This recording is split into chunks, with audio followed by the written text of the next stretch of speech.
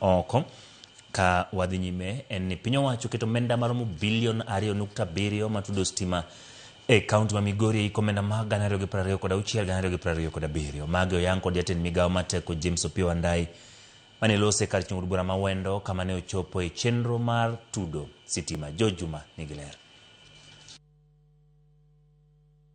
Gwenge mag Otacho, Ombaso Lejo Maria Kakira Lura Mare, Kwar, Kaachiel kod Kanyo Kech, e kachumbi ma Wendo, gin moko kuom gwenge kaunti ma Migori, modo stima e chenro mar madhi nyime e kaunti ma Migori. Chon kanyo adwa wuok oko, ok ayie wuok oko, kech jokuoge wan go ka, niang' kaka ndiang'o gine ni kani.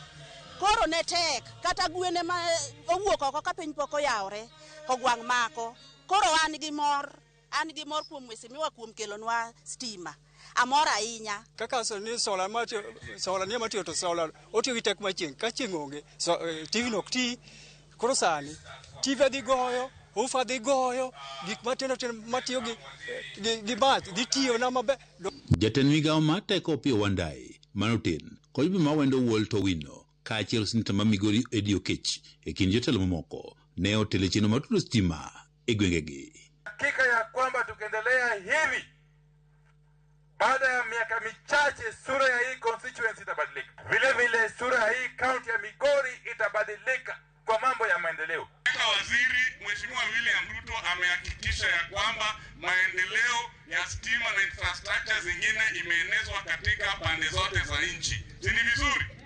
Na wakati anafanya mipangilio zake za maendeleo hata huku kwetu Wendo inapangiwa. E kinde twak ma jatend migawo no mar teko Opiyo Wandayi ne wane piny owacho siketo tengo omenda maro bilion 2.7 mar tudo sitima e kaunti ma Migori mangima. E hiko omenda ni kaka chumbe ma Wendo omenda maro milion 450 idhi tigo e chenro mar tudo stima. Mheshimiwa Rais yeye mwenyewe amesema ya kwamba mambo ya maendeleo tuyatekeleze bila ubaguzi wowote. Tunataka kujua ya kwamba serikali kuu inawashughulikia vilivyo.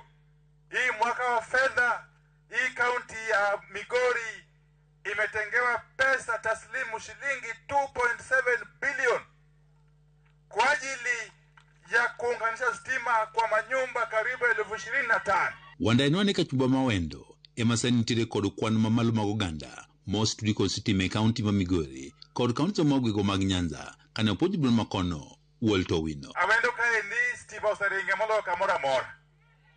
To nikech Walter ohero weche mag stima. Tiere wetena mantiere kaendi kaka George ginaneno kaendi ma nika kuro kaya chande kibedo ka samo gionge stima ni endi to ko kaentie kanyo to nyalo miyo giket kata ma welding moro ma welding no endo kelne jowa pesa e piny ka. Jobro ma Wendo wuol to wino ne owach ni nitiere gwenge mathoth ma bende chenro mar tudo sitima dhi e nyime ka chuburano kane osingo oganda duto gwego mag Wendo nyaka koro bed kod sitima.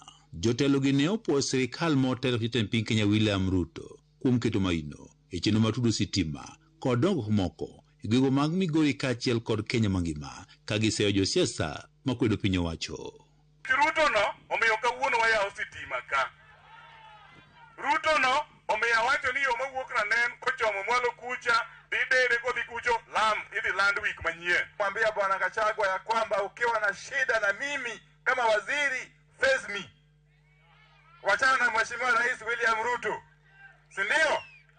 Akiwa kuna shida au na issue na wizara yangu aface mimi mwenyewe, si ndio? George Juma, Ramogi TV, Migori. Koromo giro kamano kuom medo kete Ramogi TV chenro